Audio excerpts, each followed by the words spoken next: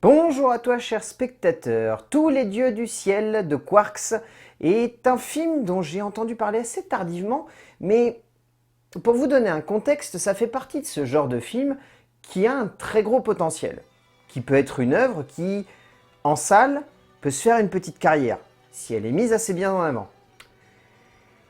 Et comme souvent, soit ça tombe entre les mains d'un petit distributeur, soit les exploitants de salles, ils ont peur de sortir le film parce que, comme c'est le cas ici, c'est un film de genre. Et donc les films de genre, ça fait peur aux exploitants de salles parce que on ne sait pas à qui on va le vendre. Et c'est un petit peu dommage de voir un film avec un aussi joli potentiel se perdre avec seulement, si je ne me plante pas quand même, 6 salles en France qui le sortent cette semaine.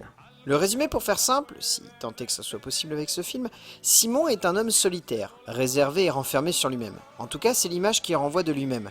Il est en charge de sa sœur Estelle, handicapée suite à un grave accident dans leur enfance, dont Simon est le responsable. Nous allons les suivre alors que Simon est en contact avec des êtres supérieurs supposés venir les sauver d'un apocalypse certain. Et en fait, je dis que c'est dommage parce que ça sent que c'est un premier long métrage. Ça sent que c'est l'ébauche d'un style, d'un metteur en scène qui est encore en train de se chercher et de vouloir poser ce qui va faire certainement son style par la suite. Mais alors si ça c'est une base de travail, si ça c'est juste on va dire la surface de ce que pourrait donner Quarks si jamais on lui confie un peu plus de budget ou un peu plus de liberté, et franchement je suis prêt à mettre de l'argent moi-même pour voir ça. Parce que là, Quarks il vient de nous offrir un film qui est à sa hauteur une petite claque. Une petite claque esthétique, mais également narrative. Une histoire qui s'ancre purement et simplement dans un cinéma de genre qui m'a rappelé par beaucoup d'aspects un peu de Christophe Gans, un peu de Xavier Jans, un peu de Fabrice Duwels. En fait, ça m'a rappelé tout ce que j'aime dans le cinéma de genre francophone, c'est-à-dire une ambiance, un style, un mélange des genres, mais qui est constant, qui ne se limite pas simplement à, comme ça se voit un petit peu, un thriller avec un petit peu d'épouvante et d'horreur et du fantastique. C'est beaucoup plus que ça. C'est un peu de tout. Et alors là, mais moi, ça m'a complètement scotché. Du début à la fin, j'étais en train de me dire, mais dans quelle direction le film va aller? Qu'est-ce que ça va chercher à m'offrir? Qu'est-ce qui peut se passer à l'écran? J'étais constamment en train de me dire qu'il pouvait arriver tout ce qui me passait par la tête à l'écran.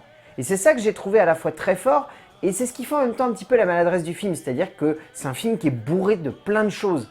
Plein de choses qui font du bien au cinéma de genre français, mais également plein de choses qui montrent que et parfois, il y a une difficulté, c'est de vouloir tout mettre alors qu'on ne peut pas tout mettre. Et là, je pense que c'est un petit peu la limitation du film de Quarks.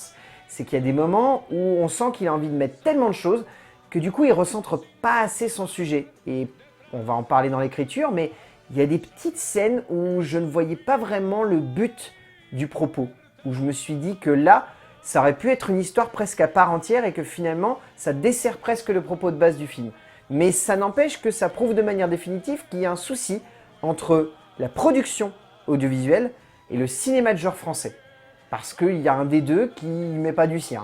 Le cinéma de genre francophone est en stand-by depuis maintenant plusieurs années selon moi. Pas forcément dans le sens où il n'avance pas, mais dans le sens où j'ai l'impression que personne ne lui prête attention, alors qu'une aide à ce cinéma vient d'être mise en place et que de plus en plus de cinéastes se frottent à celui-ci. Cela fait tout de même 2 ans que Quarks se balade avec son métrage de festival en festival, ramassant la petite cuillère des spectateurs qui ne se remettent pas du visionnage de son film. Et à la sortie de celui-ci, on comprend pourquoi. Car il est indéniable que l'œuvre du metteur en scène français est incroyablement imparfaite. Mais elle possède ce petit quelque chose qui fait à mes yeux un Xavier Jean ou un Fabrice Duwels, du caractère et de la puissance. En termes d'écriture, Quarks, ça crève les yeux que son écriture, elle est constamment dans la réflexion. La réflexion philosophique, métaphysique, humaniste, écologique, tout ce que vous voulez. Franchement, il y a des moments où je me suis dit que le film, c'était une réflexion sur le monde moderne. Point. Que littéralement, c'était une réflexion sur tout ce qui fait le monde moderne.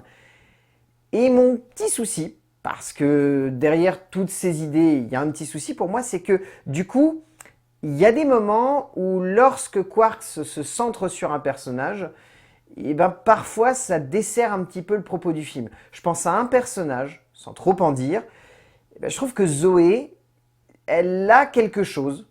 C'est un personnage qui, ça crève les yeux, est une vraie réflexion sur le monde moderne et sur l'idée que nous sommes un individu et que cet individu, des fois, on ne fait pas attention à ce qu'il est. Et c'est qu'en fouillant un petit peu qu'on se rend compte que cette personne a un passé. Et Zoé est un exemple très probant de ça, et je trouve que sur le papier, le personnage est très intéressant, et la conclusion qui lui est apportée est intéressante, mais derrière, il n'y a pas assez de développement. Il n'y a clairement pas assez de développement, et moi, il y a des moments où je me disais vraiment que ce personnage aurait pu être beaucoup plus creusé. Derrière tout ça, c'est presque du chipotage parce que vraiment, je trouve l'écriture très complète. Il y a tout un arc dramatique et narratif qui se tient vraiment de bout en bout, qui a presque la forme de quelque chose d'extrêmement romanesque, dans son sens où, je vous dévoile pas la conclusion, mais la manière avec laquelle la conclusion est amenée, je me suis vraiment dit, waouh, ça va jusque là. Et je pensais vraiment pas que le film allait continuer et se créer une dernière séquence qui, pour moi, renverse tout le film, donne cette sensation qu'on a vu un immense arc narratif chercher à se développer et que ça nous a embarqué dans une histoire qui est beaucoup plus dense, beaucoup plus large, beaucoup plus puissante qu'elle ne semblait être au premier abord. C'est-à-dire qu'au premier abord, on a l'impression limite de voir un huis clos.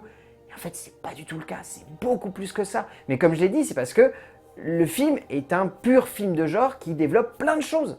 Là-dessus, le film va diviser, car l'écriture de Quarks est un véritable parti pris, une prise de risque totale qui choisit de jouer entre immersion pure, questionnement constant, réflexion métaphysique autour de l'existence, mais surtout immense pamphlet moderne sur la léthargie de l'humanité face à la fin du monde. C'est évident que l'auteur français a voulu nous envoyer en pleine gueule ce qui nous fait mal, et cela se ressent. Mais je pense personnellement que le véritable message de cette écriture repose avant tout dans le rapport entretenu par les personnages, et notamment entre Simon, Estelle et Zoé, qui forment un trio assez passionnant qui ne manquera pas de vous questionner à la sortie de la salle, je n'en doute pas. En termes de mise en scène, je trouve que Quarks, il a un vrai style, dans le sens où le film, bien au-delà d'avoir une ambiance, bien au-delà d'avoir une puissance dramatique, bien au-delà d'avoir une manière extrêmement profonde de filmer les êtres humains, je trouve que Quarks, il arrive vraiment à développer toute une allégorie autour du mouvement. C'est-à-dire que constamment, le film, il est presque en mouvement. Il y a très très peu de plans fixes finalement, sauf quand il s'agit de filmer un dialogue, mais même quand il veut filmer un dialogue, il essaye quand même de mettre un petit peu de mouvement dans son film. Et je trouve que du coup, ça donne une dynamique à l'ensemble du métrage qui fait que on n'a jamais l'impression d'être en train de stagner. Comme si ces personnages savaient exactement dans quelle direction ils allaient, et que la seule chose qui pouvait les arrêter, c'est de devoir justement expliquer pourquoi ils vont dans cette direction.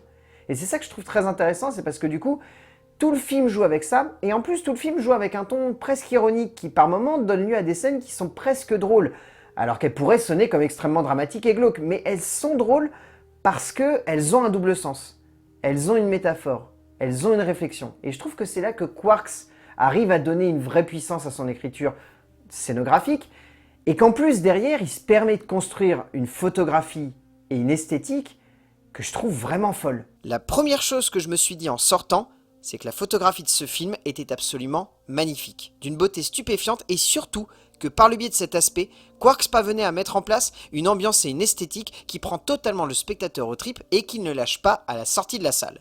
Le film met mal à l'aise, passe son temps à nous montrer ce que l'on ne voudrait pas voir, mais pas uniquement dans le but de choquer. Et c'est peut-être en cela que je trouve le long métrage assez louable dans sa démarche, même s'il faut bien reconnaître que par moments cela reste extrêmement lourd avec une imagerie marquée et souvent proche du glauque pur et dur.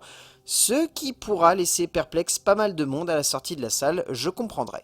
En termes de casting, moi ce que j'adore, c'est que Quarks il s'est entouré du meilleur casting possible, dans le sens où il allait chercher vraiment les gueules de cinoche les plus improbables du monde, que ce soit Mélanie Guedos dans le rôle d'Estelle.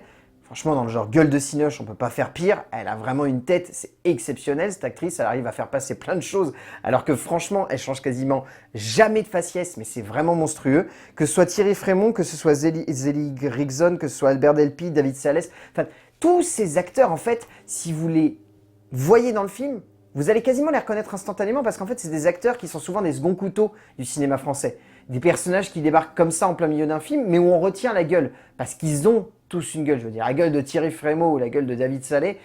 Et voilà, quand vous l'avez vu, vous pouvez plus l'enlever de votre tête. Mais le plus gros point fort de ce casting, c'est quand même l'acteur principal, parce que dans le genre gueule du cinéma qu'on n'arrête pas de voir passer dans celui-ci et qui méritait enfin d'être en tête d'affiche, je crois que là, on tient pas loin d'être le haut du panier. J'ai toujours été fan de Jean-Luc Couchard. Il fait partie de ces seconds couteaux du cinéma français qui font un bien fou à la production. Et franchement, cela fait du bien de le voir en tête d'affiche d'un film où il laisse son talent s'exprimer pleinement. Au bout du compte, tous les deux du ciel, ce serait bien, franchement, qu'il y ait quelques exploitants de salles qui se disent « Allez, je prends le risque de le passer ». Parce que si jamais c'est pas le cas, ça va être encore un énième film de genre qui va s'enfermer et qui ne va pas réussir à se développer.